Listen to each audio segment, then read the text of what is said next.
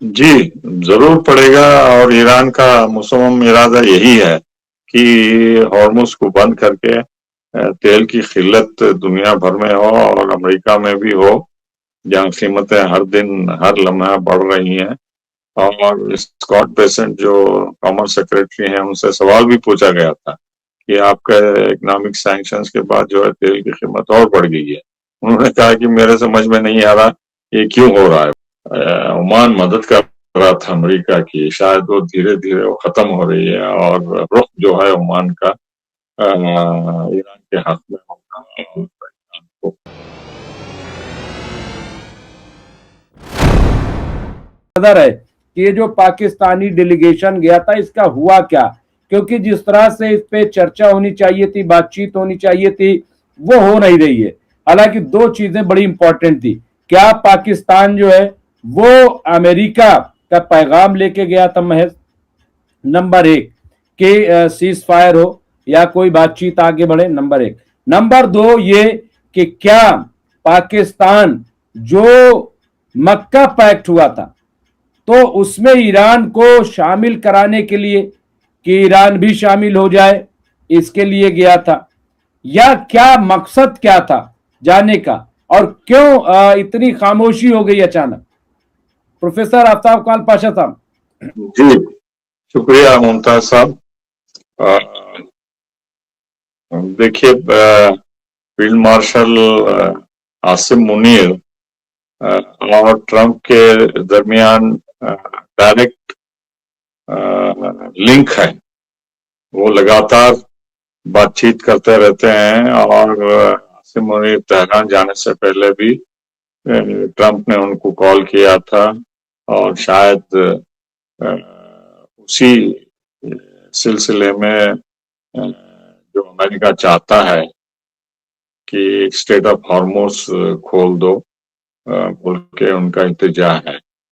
और ट्रंप ने पहले ही सोशल मीडिया में बता दिया कि ईरान जो है हमसे बातचीत करने के लिए इच्छुक है और हम मान गए हैं बोल के। वो उल्टा बताता है। हालांकि रिक्वेस्ट अमेरिका की तरफ से आई है बातचीत के लिए, लेकिन ये ट्रंप का तरीका हो गया है कि ईरान भीख मांग रहा है, ईरान बातचीत करने के लिए तैयार है, ईरान डील के लिए तैयार है, वगैरह वगैरह। अब पूरी दुनिया को पता चल गया कि कौन झूठ बोलते हैं, कौन सच बोलते हैं। बहरहाल, आसिम मुनीर जो है पहले से ही जो तेहरान कई बार जा चुके हैं और मेमोरेंडम ऑफ अंडरस्टैंडिंग भी हुआ। तो मेरे ख्याल से जो कुछ जवाब मिलेगा तेहरान से, देखिए, मेरे ख्याल से वो दोहराएंगे पेजिशकियान या जो भी उनसे मुलाकात करेगा, गालिबाफ या रांची की, जो मेमोरेंडम ऑफ अंडरस्टैंडिंग जो साइन ट्रंप ने किया था पर्सनली। ईरान कहेगा कि उस पर अमल करो, इम्प्लीमेंट करो, और जो भी उल्लंघन हुआ हम उसके बाद इम्प्लीमेंटेशन के बाद हम देखेंगे दूसरे बातों के ऊपर। लेकिन मुझे ये भी यहाँ बताना जरूरी है कि जो ईरानी सदर हैं पेजेश्कियान, उन्होंने कल एक बहुत महत्वपूर्ण बात बताई कि उनका एडमिनिस्ट्रेशन काफी मुश्किलात से दो चार है। उन्होंने इस पर डिटेल से नहीं बताया, लेकिन मुझे लगता है कि इसमें सियासी और इक्तिसादी मुश्किलात का शायद उनके ध्यान में था। क्योंकि सुप्रीम लीडर मुश्तबा खामनेई, उन्होंने साफ कहा था कि वो ये एमओई के हक में नहीं थे, सीजफायर के हक में नहीं थे, जंग रोकने के हक में नहीं थे। चूंकि उनको बताया गया था प्रेसिडेंट के द्वारा या नेशनल सिक्योरिटी के द्वारा कि हमें एक मौका अमेरिका को देना चाहिए और डायलॉग डिप्लोमेसी को भी बढ़ावा देना चाहिए। इस मंजर में जो है समझाने के बाद उन्होंने सुप्रीम लीडर ने ये एमओयू एक्सेप्ट कर लिया, सीज फायर एक्सेप्ट कर लिया। अब चूंकि अमेरिका दूसरे ही दिन से इसकी खिलाफ वर्जी करने लगा, तो अब साफ पता चल गया कि जो खामनेई साहब सोचते थे या उनको जो डर था अमेरिका इसको उल्लंघन करेगा बोल के, तो वो सच निकला है। और इसके बरक्स जो मुश्किलात पजिस्कियान को पेश आ रही हैं वो इक़्तिसादी भी हैं, क्योंकि इन्फ्लेशन बढ़ता जा रहा है, मरम्मत के लिए भी पैसे चाहिए। आज जो है डॉलर 2 मिलियन तक चला गया है रियाल वहाँ, और काफी कुछ मुश्किलात ईरान झेल रहा है फिलहाल। तो ये जो है एमओयू पे रिवाइव करने की बात करेगा ईरान, और उसके साथ ही जो है ओमानी और कतारी डेलीगेशंस भी वहां गए हैं। फिलहाल अब ओमानी वहां है, कतारी जाके वापस आ गए। अभी कुछ पता नहीं कि उन्होंने क्या हासिल करके वहां दोहा वापस आए, लेकिन ओमानी डेलीगेशन अभी वही है। और शायद जो अमेरिका का दबाव ओमान पे है वो कुछ हद तक इस गुफ्तगू में काम आएगा, क्योंकि ये दूसरी बार ट्रंप ने धमकी दी ओमान को कि वो बमबारी करेंगे अगर वो अड़चन बढ़ता है अमेरिका और ईरान के बीच में स्ट्रेट ऑफ हॉर्मुज़ को, या जो भी बातचीत हो रही है इन दोनों के बीच। तो जो ओमान मदद कर रहा था अमेरिका की, शायद वो धीरे धीरे वो खत्म हो रही है, और रुख जो है ओमान का ईरान के हक में होगा और ईरान को सपोर्ट करेंगे, क्योंकि हालांकि इमीडिएटली अब बमबारी करने का कोई कोई नजर नहीं आ रहा अमेरिका की तरफ से ओमान के ऊपर, लेकिन कुछ भी कर सकता है अमेरिका, तख्ता पलटना या विद्रोहियों को सपोर्ट करना वगैरह, सलाला में धोपार में वगैरह। तो ये फिलहाल मुझे ये लगता है। दूसरी बात ये है कि जो अमेरिका ने इक़्तिसादी पाबंदियां जो लागू करी हैं, ये जो है ईरान इतने सालों से, सदियों से झेल रहा है, लेकिन ये पहली बार सुनने में आ रहा है कि अमेरिका जो है यूनिलैटरली ये सैंक्शंस का डिसीजंस ले लिया है, और पूरी दुनिया से एक्सपेक्ट कर रहा है कि अगर आप हमारे साथ नहीं हैं तो आप हमारे खिलाफ हैं। तो जो कि रूस और चीन और तुर्की और पाकिस्तान और सेंट्रल एशिया के रिपब्लिक्स और इराक और यूरोपियन देश और बहुत सारे देश जो है ईरान से तिजारत करते हैं, उनसे कोई बातचीत नहीं हुई है, उनसे कोई कोऑर्डिनेशन नहीं हुआ है, और कोई तालमेल नहीं है। क्या सभी देश अमेरिका के दबाव में आके ईरान से तिजारत करना बंद कर देंगे? मेरे ख्याल से ये नामुमकिन है। पहले तो चीन बता दिया है कि क्या कर सकता है, क्या करने वाला है। तो इस लिहाज से जो है धीरे धीरे लोग ग्लोबल साउथ में भी अब ये देखने लगे हैं कि अमेरिका जो है उसके ऊपर भरोसा करना बेकार है, और ब्रिक्स में चाइना रूस के साथ मिलना उनका फायदा होगा, क्योंकि अब डॉलर की वजह से, दबाव अमेरिका की वजह से जो है अमेरिका का खुद इक़्तिसादी हालत खराब होगी, और ग्लोबल डिप्रेशन की तरफ अमेरिका जो है ढकेल रहा है पूरी दुनिया को। सिर्फ तेल की कीमतें आगे नहीं बढ़ रहे हैं, लेकिन डिप्रेशन की तरफ भी लोग बात कर रहे हैं। इसके अलावा फूड सिक्योरिटी का भी बड़ा मसला भरने वाला है, क्योंकि केमिकल फर्टिलाइजर की बहुत किल्लत हो गई है अमेरिका में, यहाँ भी और पूरी दुनिया में भी। तो अनाज की कीमतें भी बढ़ने वाली हैं, और ईरान भी मुंह तोड़ जवाब देने का मुसम्म इरादा कर लिया है कि जो भी देश अमेरिका के साथ सैंक्शंस में रहेंगे उनके जहाजों को आने जाने नहीं देंगे, और उन पे भी कार्रवाई होगी बोल के। तो ईरान जो है पहले से ही 45 सालों से सेल्फ रिलायंस के हिसाब से जो है पूरा अपना ही जो है चीजें पैदा करता है, चाहे वो अनाज हो या मैन्युफैक्चर्ड गुड्स हो, कंज्यूमर गुड्स हो, हर तरीके के। मैं गया हूँ ईरान कई बार, तो वहाँ ज्यादातर चीजें जो ईरानी यूज करते हैं, इस्तेमाल करते हैं, वो मेड इन ईरान है वो, और बहुत कम जो है बाहर से आता है माल। तो इस लिहाज से जो है ईरान का बॉर्डर साथ इराक से है, टर्की से है, रशिया से है, सेंट्रल एशिया से है, चीन से है, पाकिस्तान से है और खाड़ी के तरफ से भी है। तो इस लिहाज से मेरे ख्याल से पूरी दुनिया को ईरान का तेल चाहिए और गैस चाहिए, और खाड़ी का भी देश, खाड़ी के देशों से भी तेल और गैस चाहिए। तो अमेरिका इसको खोलने में नाकाम रहा है, और ये इकोनॉमिक पाबंदियां भी जो है अमेरिका को आइसोलेट करेगी, अमेरिका की इक्तिसादी प्रॉब्लम्स को और डॉलर को कमजोर करेगी मेरे ख्याल से। जी नहीं, नहीं, बिल्कुल सही है। और ये सूरत हाल जो आपने बयान की है, दरअसल यही एक हकीकी तस्वीर है। लेकिन एतराफ़ करना बड़ा मुश्किल होता है, सच्चाई को कबूल करना।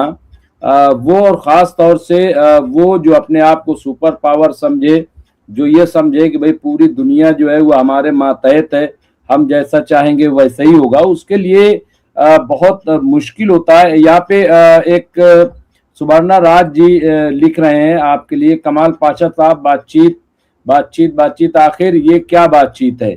ईरान ने तो पहले से बोला है कि ईरान के क्या है, सतह से बाहर कोई बातचीत नहीं, यानी ईरान की शर्तों से बाहर कोई बातचीत नहीं होगी।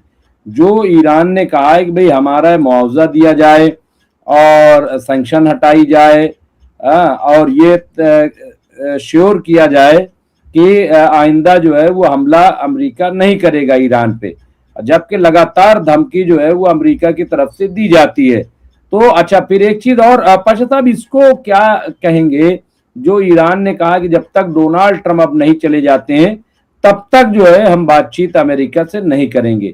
क्या ये अमेरिका के अवाम पे या वहां के सेनेट पे प्रेशर है कि चूंकि मिड टर्म इलेक्शन आ रहा है और इसका इम्पैक्ट तो होगा कि भाई इनको हटाओ फिर डोनाल्ड ट्रंप को, वरना तो ईरान से बातचीत नहीं होगी। अच्छा, इतना बड़ा तेल का खजाना है, तो अब सबकी नजर वहां पे होगी कि भाई चले हम भी वहां पे अपना प्लांट लगाएं अपने और गैस ले आए, क्योंकि यूरोप को तो बहुत ज्यादा जरूरत है। तो एक ये भी है। क्या इसका फर्क जो है इलेक्शन पे पड़ेगा, आपको लग रहा है? जी जरूर पड़ेगा, और ईरान का मुसम्मम इरादा यही है कि हॉर्मुज को बंद करके तेल की किल्लत दुनिया भर में हो और अमेरिका में भी हो, जहाँ कीमतें हर दिन हर लम्हा बढ़ रही हैं। और स्कॉट बेसेंट जो कॉमर्स सेक्रेटरी हैं, उनसे सवाल भी पूछा गया था कि आपके इकोनॉमिक सैंक्शंस के बाद जो है तेल की कीमत और बढ़ गई है। उन्होंने कहा कि मेरे समझ में नहीं आ रहा ये क्यों हो रहा है बोल के। तो ये है जवाब उनका। तो ईरान की पॉलिसी यही है कि मिड टर्म तक ऐसे ही बातचीत से मना करें और इसरार करें कि एमओयू को इम्प्लीमेंट करें, और मुंह बंद रहे और तेल की किल्लत हो, और रिपब्लिकन पार्टी हार के जो भी वहाँ बदलाव होता है यहाँ अमेरिका में, उसके बाद इम्पीचमेंट की भी बात हो रही है और ट्रंप को हटाने की भी बात हो रही है। और लचकदार रवैया अमेरिका अपनाएगा उसके बाद, क्योंकि उनको इक्तिसादी धक्का इतना बड़ा पहुंचेगा ये खाड़ी के बंद होने से और के रवैये से। तो इससे निकल के उभरना जो है बगैर ईरान के शर्तों को माने ये हासिल नहीं हो सकता ईरान अमेरिका को कुछ भी। तो बातचीत जो है ईरान की अमेरिका से नहीं हो रही है। मैं यही कहना चाहता हूँ कि ये सिर्फ मैसेजेस आ रहे हैं ट्रंप से, पाकिस्तान के जरिए, कतार के जरिए, ओमान के जरिए। सिर्फ वो मैसेज भेज रहे हैं कि हम बातचीत करना चाहते हैं, आप हरमुज खोलिए, और हो सकता है क्या क्या देने के लिए भी तैयार है, डायरेक्टली या इनडायरेक्टली थ्रू कतार, क्योंकि कतार के पास भी ईरान का पैसा है, यूएई के पास भी है। हालांकि उन्होंने फाइनेंशियल ट्रांजैक्शन बंद करने का निर्णय लिया है, लेकिन वो कभी भी उसको ओपन कर सकते हैं, रिमूव कर सकते हैं सैंक्शंस को। और अमेरिका के दबाव में तो है वो, ईरान का हमला देखना नहीं चाहते, स्ट्रेट ऑफ हॉर्मुज खुला हुआ देखना चाहते हैं, और ये जहाज जो हो अटके हुए हैं तेल और गैस के, वो से कमाई पूरा रेवेन्यू सब बंद हो गया ऑलमोस्ट। तो इसको बहाल ईरान ही कर सकता है। और अमेरिका जो हॉर्मोज का हिस्सा बन गया है बोल के, ये तो यहाँ एक मजाक हो गया है। हर पेपर में जो है या टेलीविजन पे कार्टून और कॉमेडियंस इसका दिन रात मजाक उड़ा रहे हैं कि ये कभी कहता है कि ग्रीनलैंड हो गया, कभी बोलता है पनामा हो गया, कभी बोलता है कनाडा हो गया, कभी बोलता है वेनेजुएला हो गया, 51st स्टेट। अब हॉर्मुज को भी ले लिया बोल के कॉमेडियन की तरह जो है ये जोकर ट्रम्प बन गया है। कोई सीरियसली नहीं ले रहे हैं। इससे जो है यहाँ के जो संजीदा इकोनॉमिस्ट हैं वो भी बार बार कहते आ रहे हैं कि अमेरिका को ही नुकसान होगा इससे, अमेरिका का आइसोलेशन होगा। और ईरान जो है कई सालों से सैंक्शंस को झीला है तो इसको भी झील लेगा, और अमेरिका इसको मजबूर नहीं करेगा बातचीत के लिए या नए एग्रीमेंट के लिए या नए एमओयू के लिए। तो मेरे ख्याल से बातचीत नहीं हो रही है, आगे भी नहीं होगी मेरे ख्याल से। और सिर्फ ईरान का दोहराना यही रहेगा कि आप ये एमओयू साइन करें, उसको आमादा होकर आप इम्प्लीमेंट करिए और हमारे एसेट्स फ्रीज कीजिए और सैंक्शंस हटाइए और अपना ब्लॉकेड हटाइए, और जो जंग का सीज फायर है लेबनान दूसरी जगह भी उसको लागू करिए बोल के वही दोहराएं। क्योंकि इंटरनल जो है अब कराची और गनीबाग और पेजिस्तान के ऊपर IRGC का प्रेशर बढ़ रहा है और वो बेचैन है कि अमेरिका को किसी न किसी तरह एक फाइनल जवाब ऐसा दें, मुंह तोड़ जवाब दें कि अमेरिका जो है संभले ना इस हमले के बाद। तो अभी ताक में है ईरान किसी भी तरह उनको हरा के ऐसी स्वीकृति देना कि वो इजराइल भी अगर बमबारी करता है तो उस पर भी बमबारी करके तहस नहस करके बता दें कि ईरान क्या कर सकता है, सिर्फ इस क्षेत्र में ही नहीं बल्कि बल्गेरिया और ग्रीस और साइप्रस पे भी हो सकता है करें। और ये कॉन्फिडेंस जो है सिर्फ ईरान की मिलिट्री कैपेबिलिटी से नहीं है, ये रूस और चीन भी 100% उनके पीछे खड़े हैं और सबसे बढ़ के जो है अवाम उनके पीछे है।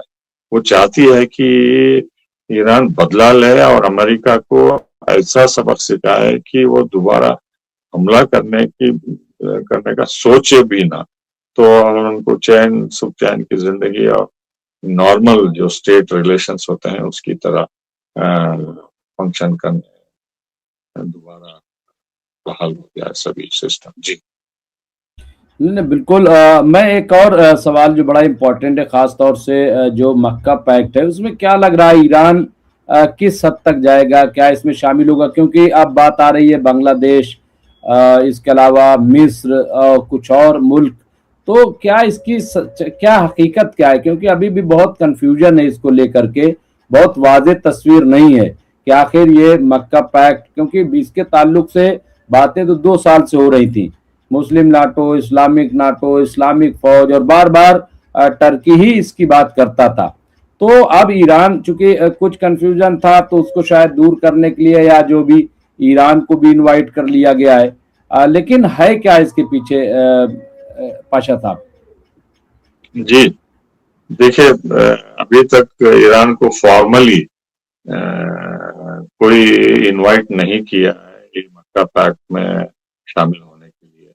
अब पता नहीं अब आसिम मुनीर कोई फॉर्मल लेटर लेके गए हैं तेहरान या क्या ईरान का रवैया है, लेकिन अनऑफिशियली वहाँ के बता रहे थे कि निमंत्रण आया है, लेकिन फॉर्मली ऑफिशियली क्या भी इसका रद्द-ए-अमल नहीं है।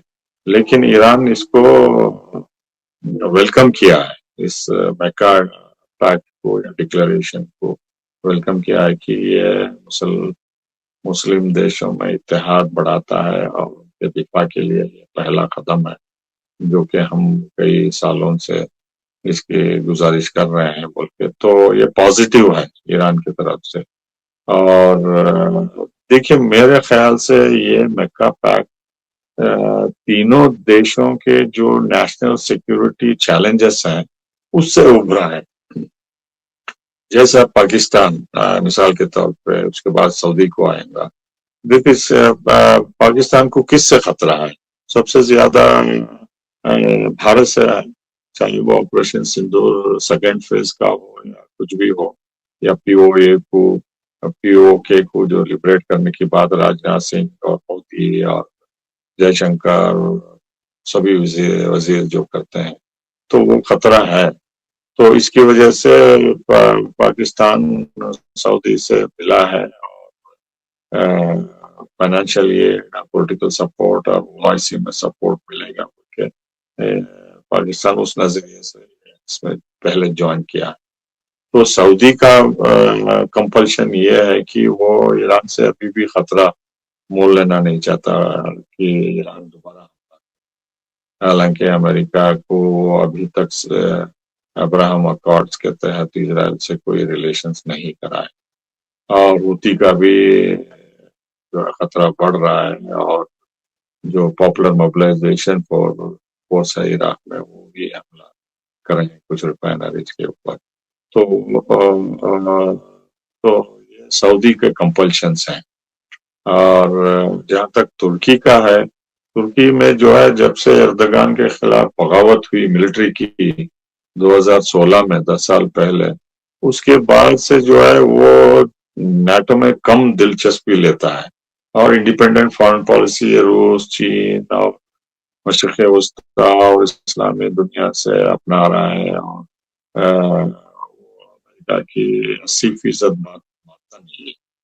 तो इस लिहाज से जो है वो जो भी सैंक्शन ईरान पर डले हैं उसमें शामिल नहीं हुआ। तिजारत ईरान से जारी है, और जो भी कार्रवाई कुर्दों के खिलाफ करना है ईरान में हो या सीरिया में हो, वो लगातार टर्किश फौज करते आ रहे हैं।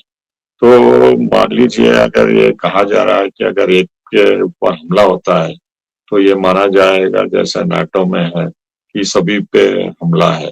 तो अब जो हूती का हमला हो रहा है सऊदी पे, अभी तक तो पाकिस्तान और टर्की ने कुछ कार्रवाई नहीं की, और जब इराक से हमला हुआ या ईरान से हमला हुआ सऊदी पे, तो पाकिस्तान ने कुछ खास मदद नहीं की सऊदी की। मान लीजिए अब आगे चल के ग्रीस और टर्की के बीच में जो तनाव है, अगर ग्रीस हमला करता है टर्की के ऊपर, तो क्या सऊदी और पाकिस्तान टर्की की मदद के लिए आएंगे, या इजराइल से झड़प होती है शाम में टर्की पे, क्या क्या सऊदी और पाकिस्तान टर्की की मदद करेंगे? तो ये अलग अलग जो है उनके डोमेस्टिक रीजनल चैलेंजेस हैं, और मेरे ख्याल से जो नए देश उसमें शामिल होना चाहते हैं, जैसा शाम है, बांग्लादेश है, कोई और देश इसमें शामिल होने की जो बात हो रही है, ये लूज अलायंस है, और इसमें ना कोई हेडक्वार्टर्स है, ना कोऑर्डिनेशन है, ना मिलिट्री एक्सरसाइजेस की बात हो रही है जैसा नाटो में होता है। डिफेंस बजट और जो पूरे वेपन्स स्टैंडर्डाइजेशन जिसको कहते हैं वो भी नहीं है। तो ये अभी बहुत जल्द है कि क्या होगा, ले, लेकिन अगर ईरान इसमें शामिल होता है तो अपने जो एक्सिस ऑफ रेसिस्टेंस है, अगर उनको इस्तेमाल करना चाहता है तो उस ईरान के ऊपर पाबंदी हो जाएगी, जैसा इराक में पॉपुलर मोबिलाइजेशन फोर्स है या हुती है या कोई और जो सीरिया में सपोर्ट कर रहे हैं, या इवन हिजबुल्लाह अगर सऊदी पे डालना चाहता है मिसाइल, तो ईरान इन सबको रोकना पड़ेगा। तो ईरान के हाथ भी बांधे जाएंगे अगर ये शामिल होते हैं। तो अभी वहाँ इसको एग्जामिन किया जा रहा है क्या ईरान इसमें शामिल होना है, इसके नताइज क्या हैं ईरान की रीजनल पॉलिसी पे, या अमेरिका इसके पीछे है, और पूरी बातें हो रहे हैं। अब फिलहाल मैं इतना ही कह सकता हूँ इसके ऊपर। जी।